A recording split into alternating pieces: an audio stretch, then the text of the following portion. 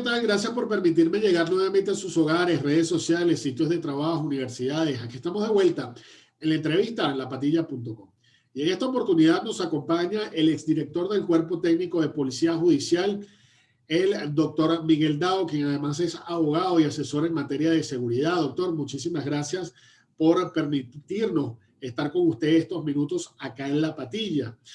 Y lo hemos llamado, doctor, porque el viernes de la semana pasada una situación bien vergonzosa se vio en la Cota 905. Los cuerpos de seguridad del Estado aparentemente se mantuvieron aislados ante una situación de criminales con armas en plena vía pública, atemorizando a una ciudadanía. Y llama la atención que esto ocurre en una zona en cuyas adyacencias está la Comandancia General de la Policía de Caracas, la Comandancia General de la Guardia Nacional, está el Cuerpo de Investigaciones Científicas, Penales y Criminalísticas en El Paraíso y su eje de homicidios, su eje central. Está también la Inteligencia de la Guardia, también está por esa zona. Y está el helicoide donde está el SEBIN y donde está la Policía Nacional Bolivariana, incluyendo parte de la FAE. Y todo esto ocurre en medio de todas estas instalaciones o cuerpos de seguridad. ¿Qué está ocurriendo en la Cota, doctor Dao? Bueno, en la Cota está ocurriendo, se está cosechando lo que se sembró años atrás con la creación de las zonas de paz. En aquel entonces sembraron y desde hace ya varios años han venido cosechando y el fruto es violencia. El fruto es tráfico de drogas, secuestro, extorsión, sicariato. Ese es el fruto de ese árbol que sembraron cuando crearon las zonas de paz. Y lo que sigue pasando en la Cota no obedece a imposibilidad de los cuerpos policiales y militares de contener todo aquello. Lo que sigue pasando es porque falta voluntad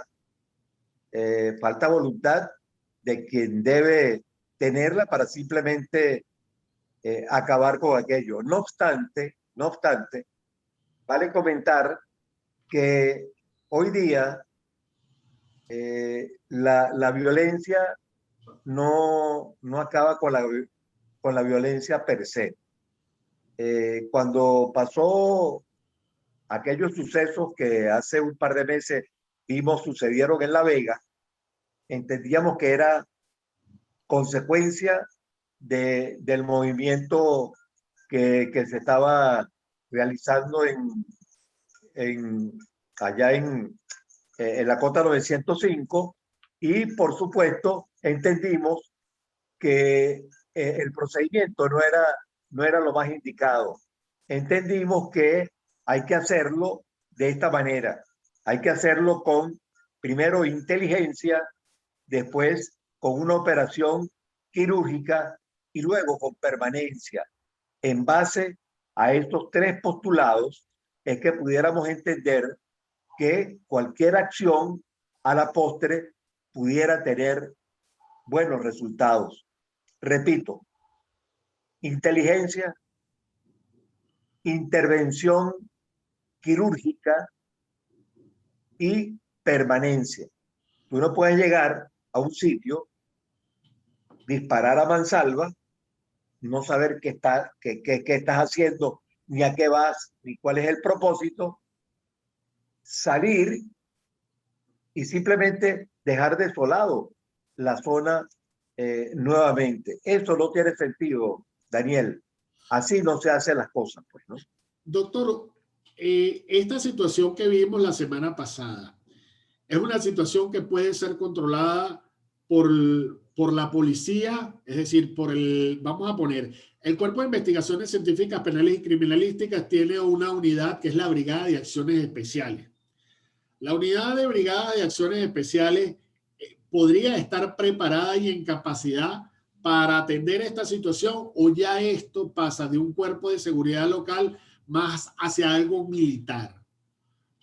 Bueno, es que fíjate, es que no sabemos qué hay en la costa, primero que todo. Por eso es que digo que el primer postulado debe ser intervenir con inteligencia. Inteligencia es, como todos lo sabemos, es reclutar personas de la zona o reclutarlas o de alguna forma inyectarlas, por decirlo de alguna manera, para empezar a radiografiar desde el interior todo lo que está pasando en la cota. Luego vamos a saber, después de haber reclutado a gente, independientemente del trabajo también, que estos delincuentes, que muchos de ellos se convierten en Robin Hood, un poco en función de lo que hacen y cómo apoyan a sus comunidades.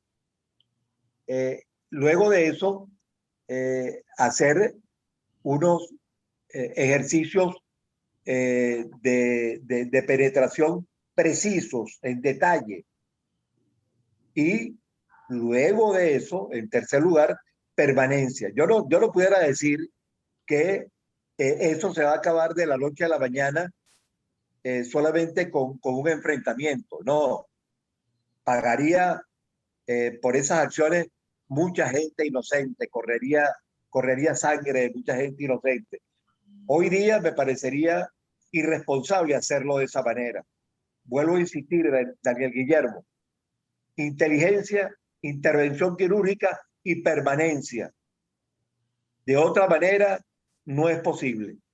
De otra manera, acarrearía consecuencias a muchos inocentes y no tiene sentido y sería irresponsable de cualquier parte del Estado donde provenga una orden a cometer una acciones de esa naturaleza.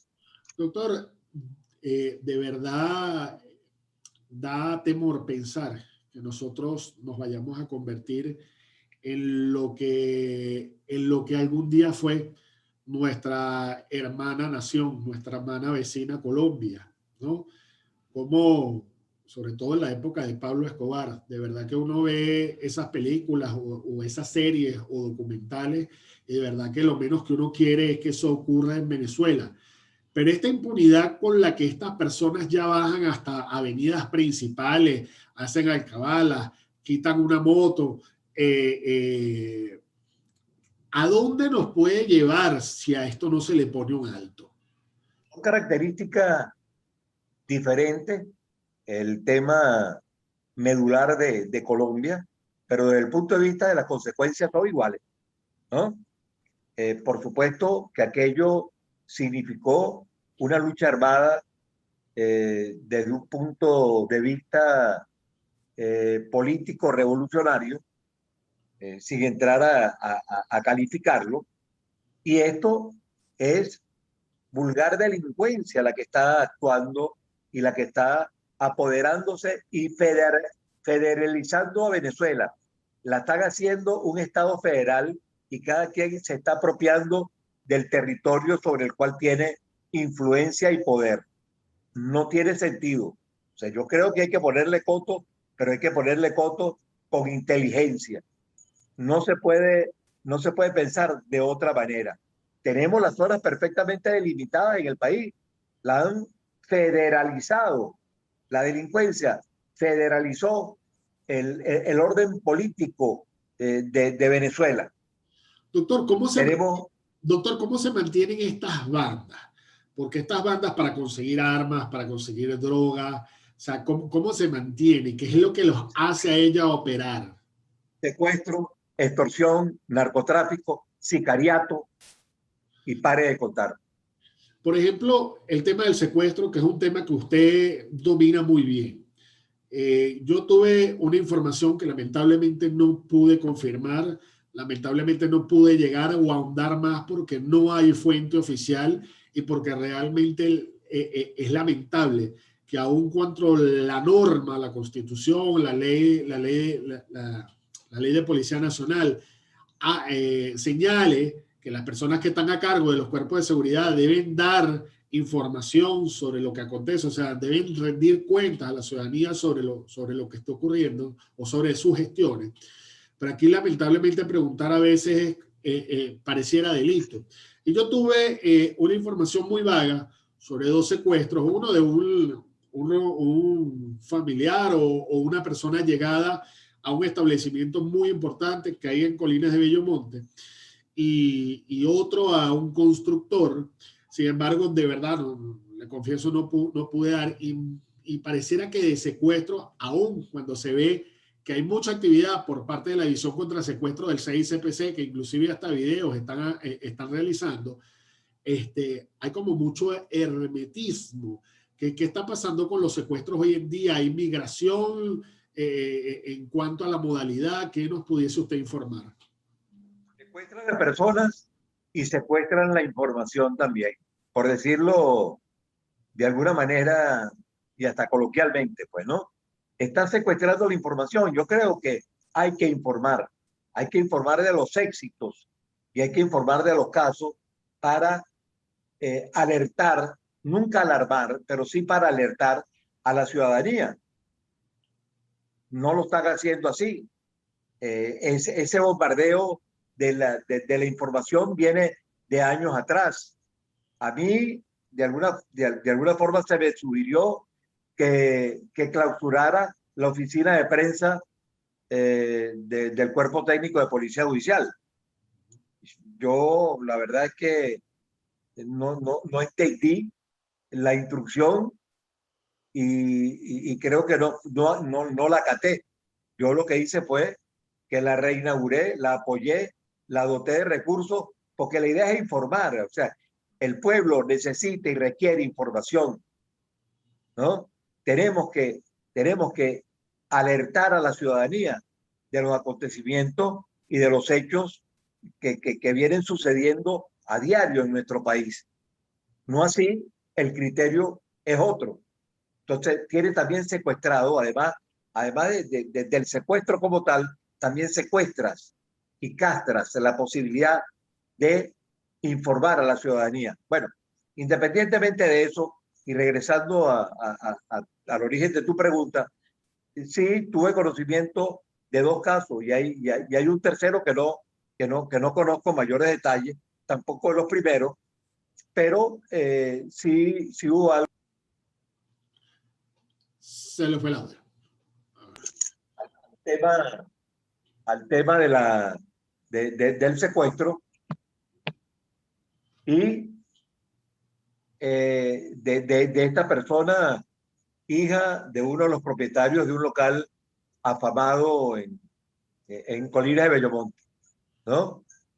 Eh, el, el, creo que tuvo una permanencia de 5 días y además de eso,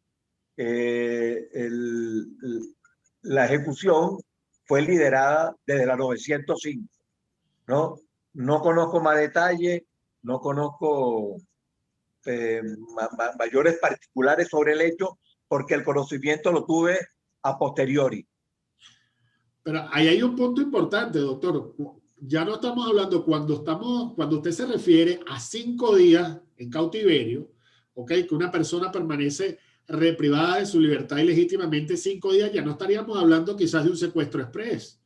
Ya estaríamos hablando de otra modalidad, entiendo. O corríjame usted, que es experto en el área. Sí, bueno, por supuesto. Es que la tendencia del secuestro express se vino a menos con el tema de la pandemia, ¿no? Y de alguna forma se vino variando al secuestro tradicional o secuestro de tiempo. Así las cosas, hace muchísimo más complejo y complicado el tema del secuestro en el país, ¿no? ¿Cómo sería esa modalidad, doctor? Desde el punto de vista logístico, implica mayor precisión. Desde el punto de vista de la inteligencia previa que hacen los secuestradores, significa de una mejor información, significa de que saben a quién se están llevando, de que el tema de la negociación es otro, de que eso pudiera poner en desventaja completamente a que resulte víctima del secuestro. Mira, son una serie de situaciones que hacen muchísimo más complejo el hecho del secuestro como tal, independientemente que la pena, la máxima del secuestro express, llega a 20 años, y en el caso del secuestro, y de acuerdo pues con la ley antisecuestro y extorsión, llega a 30 años. Doctor, ¿y esto no dificulta el proceso de rescate, no dificulta el proceso de liberación, el proceso de entrega? Estaríamos hablando de, cuando usted menciona 5 días, estamos hablando de 5 días de zozobra, 5 días de trabajo ininterrumpido, 5 días de desgaste físico, desgaste mental, desgaste sentimental. El secuestro surte el mismo efecto que la droga en la familia y que el cáncer en la familia. El entorno, todo el entorno se compromete. El secuestro, el delito de la muerte suspendida, definitivamente involucra muchos factores e involucra definitivamente a mucha gente. Y eso, por supuesto, lo hace de mayor complejidad, ¿no? No es un homicidio, el homicidio, la persona está muerta, este lo tienes en cautiverio y está muerto segundo a segundo, ¿no? Por eso es que llaman el delito de la muerte suspendida, ¿no? Así las cosas, yo creo que hay que ponerle un poquito más de atención al tema, dotar a los cuerpos de investigación que se dedican al tema del secuestro de muchos mayores recursos desde todo punto de vista, ¿no? Y hacerlos de esa manera mucho más eficiente. Calidad humana hay, capacidad humana existe, mejores intenciones que las del Cuerpo de Investigaciones Científicas, Penales y Criminalísticas, particularmente en la división antisecuestro, allí está. Entonces, vamos a darle entrenamiento, vamos a capacitarlo desde todo punto de vista y dejarlos que investiguen y que actúen. Ahora, adecuándolo, como hablaste del tema de negociación y del secuestro, lo que hay que evitar llegar al secuestro, como hemos dicho infinidad de veces, hay que evitar llegar al quieto, porque quieto es quieto. Después de que llegaste al quieto, no te resistas, porque los factores proporcionales juegan en contra tuya. El tema de la reacción es apenas un 5%. Entonces, a lo que hay que apostar, a lo que hay que jugar, es a la prevención. Tratar de no llegar al quieto. Si llegaste al quieto, repito, quieto es quieto. Hay que negociar, adecuándonos a lo dispuesto por los organismos internacionales, particularmente por la Organización de Naciones Unidas. Hay que negociar y tratar de pagar lo menos posible, pero definitivamente hacia eso llega. El tema de los rescates heroicos en un momento determinado, de grandes hazañas, son puntuales, son muy de muchas circunstancias que pululan y que juegan en una situación como esa, y no son de ninguna manera recomendables, a menos que tenga la certeza y que tenga los pelos en la mano, como decía en mi pueblo, y diga el burro es negro, porque tiene los pelos en la mano. De otra manera, no tendría sentido. De otra manera, hay que negociar y hay que pagar. Pero lo más importante, prevención, no llegar al quieto, prevención. Pero también la prevención se alimenta con información. Ese es el otro tema, lo que estábamos hablando, de que tienen secuestrada la información. ¿Cómo no se llega inquieto, doctor? Es que la gente será que quizás hay mucho alarde de lo que se hace, de lo que se habla, de lo que se gana. Si empezáramos, Daniel Guillermo, a hablar sobre esas situaciones, sabemos cuándo empezamos, pero no sabríamos cuándo tendríamos la proyección de terminar de hablar de esto. Yo creo que las personas, a partir de su sentido común, que resulta en muchas de las ocasiones el menos común de los sentidos, ¿no?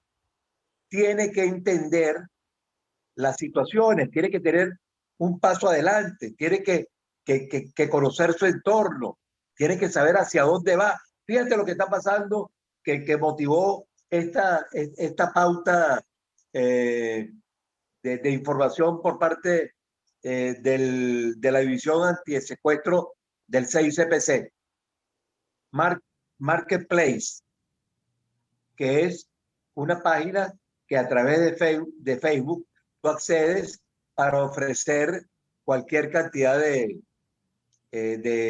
objetos y vehículos, y etcétera, etcétera, para vender. Hemos tenido infinidad de casos en que tú vas para allá creyendo que vas a hacer un extraordinario negocio y terminas secuestrado o muerto, ¿no? Entonces, oye, no tiene sentido. ¿Por qué viene esto? Por falta de información. No secuestres la información, bríndala al pueblo, ¿no? Hazlo partícipe a través de una política de una política de prevención comunicacional. Hazlo partícipe de todo esto. Capacítalo, enséñalo, adiéstralo, instrúyelo, para que él sepa en un momento determinado, mira, en base a mi sentido común, si no me da el sentido común, pero tuve conocimiento a través de una información que provino del Estado de que esto está pasando. Bueno, yo celebro, ¿no? Y le doy loas a la gente de antisecuestro por haber hecho este mini video que realmente evidencia la situación. Evidencia dos cuestiones. Primero, que a través de esta página te están secuestrando, por un lado, y hasta matando, ¿no? Porque hemos tenido dos casos que han llegado a ese fin. Y por otro lado, que denunciar es un deber ciudadano y es una necesidad que como pueblo tenemos. Hay que denunciar. No podemos quedarnos callados. Esa cifra negra lo que contribuye a la postre es hacerte cómplice de los secuestradores. Doctor, ya para finalizar, muchísimas gracias por toda la información que ha brindado, pero quisiera precisar en un punto. La pandemia ha influenciado, según entiendo, en la modalidad del secuestro. Ya no está siendo express. ¿Por qué se debe esto? Tiene que ver porque la gente está en la calle, tiene que ver porque porque hay mucha policía en la calle, porque el delincuente trata de no exponerse mucho cuando va a perpetrar el crimen. ¿Qué nos puede referir al respecto? Y concluimos, doctor. Bueno, son dos factores que yo considero que resultan importantes en esta situación y son los siguientes. Primero, el secuestro express como tal, a diferencia del otro, el tradicional, requiere de una inmediata movilidad, de un inmediato desplazamiento después de lo que conocemos coloquialmente como el pegue, ¿no? Que es cuando, te llevan, pues cuando te capturan, ¿no? Y eso, por supuesto, se ha venido menos por el tema de los puntos de control y de las situaciones que obstaculizan ese libre tránsito. Y después, que como antes, o sea, no hay dinero, como antes lo había. Ya el dinero es verbado. Entonces yo tengo que llevarme a alguien, dicen los secuestradores, tengo que llevarme a alguien que yo sé que tiene. O sea, Ahora, ese yo sé que tiene, ¿eh? Más estudiado, más precisado. Mucho más estudiado, mucho más precisado, y ese es el otro factor. Ahí viene también un problema que vale la pena destacar, y es: conoce a quien trabaja contigo. Hemos visto muchos casos de infidelidades laborales, de infidelidades de amigos, de infidelidades hasta de familia, que son los quienes aportan la información o para el secuestro o para la extorsión. Y eso también lamentablemente tiene que llamarnos la atención y prendernos las alarmas. Estamos en otra época, o sea, esto cambió por mil circunstancias y mil motivos, independientemente de que también la pandemia ha hecho su efecto y ha logrado cambios importantes en el devenir de la actividad del venezolano. Entonces, tenemos que darle la vuelta, tenemos que voltear la cara y ver hacia los lados y entender que la situación ha cambiado, ¿no? No nos hagamos aprensivos, no entremos en pánico, ¿verdad? Pero no perdamos la posibilidad de siempre estar alerta y siempre tener un paso adelante del secuestrador, del delincuente que en la calle nos acecha. Muchísimas gracias, doctor Miguel Dao, por concedernos estos minutos en esta entrevista, por su participación, recomendaciones. Ya ustedes lo escucharon, mucho ojo, mucho sentido común. La prevención es la clave, estudiar el ambiente, estudiar quienes nos rodean, tratar de no hacer mucho alarde de las cosas que hacemos y estar muy atentos en la calle. Muchísimas gracias, doctor Miguel Dao, por estar con nosotros. Ya ustedes lo escucharon, sacan ustedes sus propias conclusiones y será hasta una próxima oportunidad. Quien se despide, Muy gracias. Colina. Saludos, Daniel. Saludos.